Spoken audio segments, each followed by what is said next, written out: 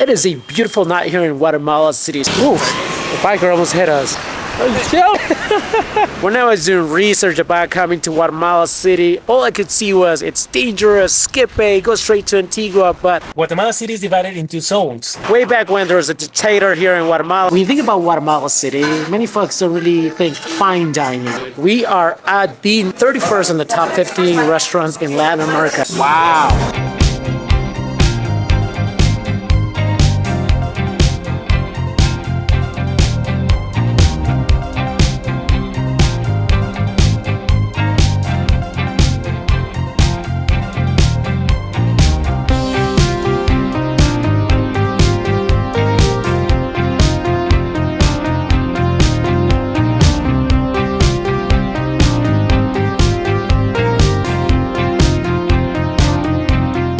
It is a beautiful night here in Guatemala City. What better way to enjoy it than by going on a fun city night tour? That's what we're about to do and see what this vibe is about. So let's go. I'm Luis. I'm the owner of Safari City Tour Guatemala. This is the bad boy right here? Yeah, this is the Land Rover. Oh my God, it's beautiful. I'm really happy to show you the city at night. Usually the Guatemalans don't know, but you can discover here. Everybody passes by every morning with lots of traffic. Only few people have stepped there. When they stop, we're gonna cross the street. Okay, so we're gonna do this thing. Ooh, okay, that was close. Okay, that's the fun That part. was close. The biker almost hit us. That was close. Jesus. Okay, ready? We're gonna run this one. Oh! No, let's go. All right. Oh, What the?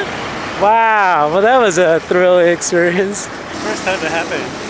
Wow. We're here at Plaza España, which used to be called Plaza España. And It's been here for almost 100 years. amazing. A fascinating story about this Plaza España is that it was actually located initially in the central park of the city. But because with timing and really the sentiment of the politics at the time, they decided to then move it off-site to some farm. But then eventually, a few hundred years later, then the government of Spain decided to say, hey, we're going to build it for you guys again. And here's we can put it in this place. And it was a little bit smaller. It was called Plaza de España. However, with president and the mayors that coming in, they decided to then expand the size of it, moved it around, etc. Finally, it's located here in the heart of the city. It's pretty beautiful. A fascinating story about this place in general. Many people drive by it every morning. Imagine going to work, rush hour, it's crowded with cars. But really, no one steps here because, as you saw, we almost got killed. We tried crossing the street. But in general, no one really comes here just because it's one of those places you just drive by. And awesome, it's pretty nice, man. Painting looks pretty legit still.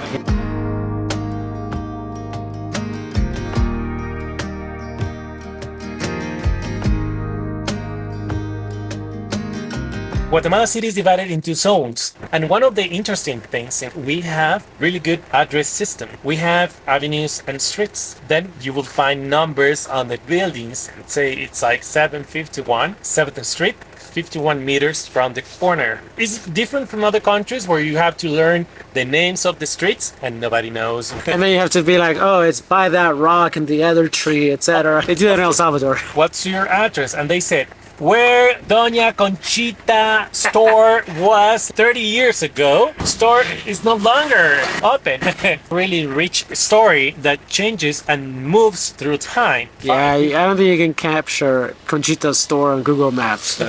So it might be a little hard. Fascinating story about how this tower came to be way back when there was a dictator here in Guatemala, and as you can imagine, dictators enjoy building really monuments to just be remembered. And this tower here in front of us was built in 1933 when this dictator was in power, and now they've added lights. It's a must to check out at night.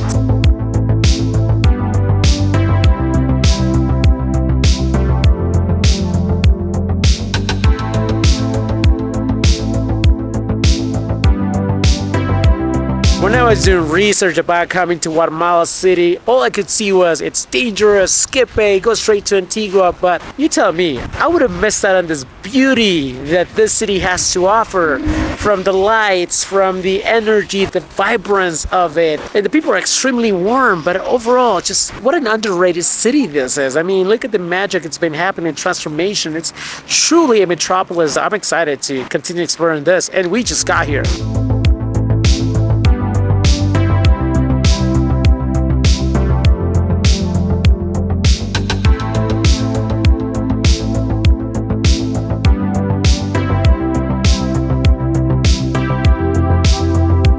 time you see people saying this is a dangerous city, just look at this beauty that you're missing out on.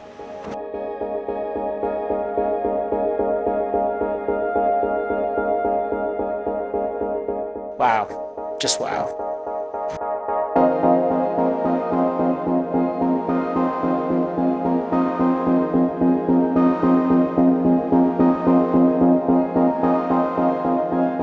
If you're ever in Guatemala City, you need to do this tour. It's been amazing. You can find us on Instagram, on Facebook, and also on TripAdvisor. What's your favorite thing about Guatemala City? People is really nice. We have lots of monuments and buildings. To know the story of these places, you get to know Guatemalans. Thanks so much, Liz.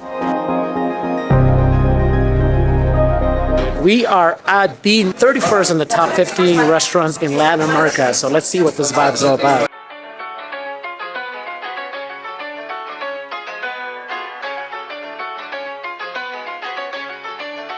When you think about Guatemala City, many folks don't really think fine dining.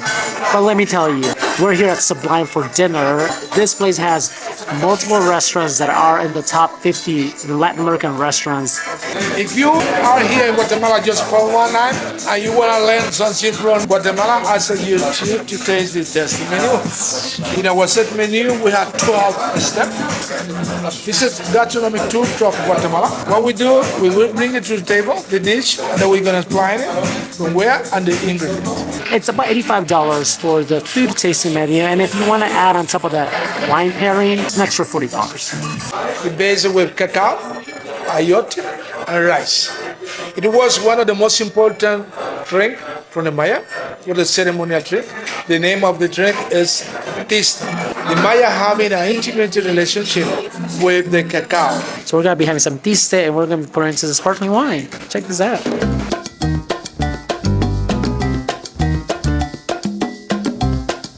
What we have here is we have a white sparkling wine with cacao in it. Fascinating smell.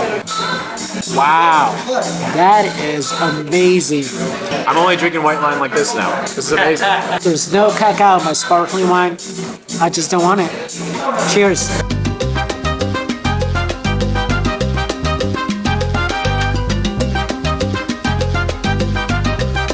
Cuenca del Mirador. The Mirador Basin is located in the north central area of Petén, being one of the most important archaeological areas for the Maya. So we're replicating the Mayan diet. So essentially there's some beans, corn, and ayote, which is what these folks used to have in the diet. And there's a caldo, corn soup.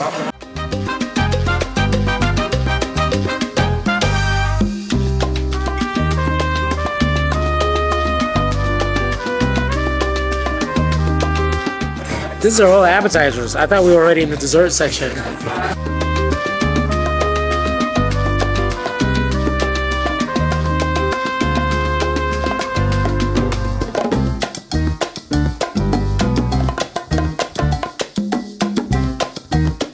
Coconut with ice cream.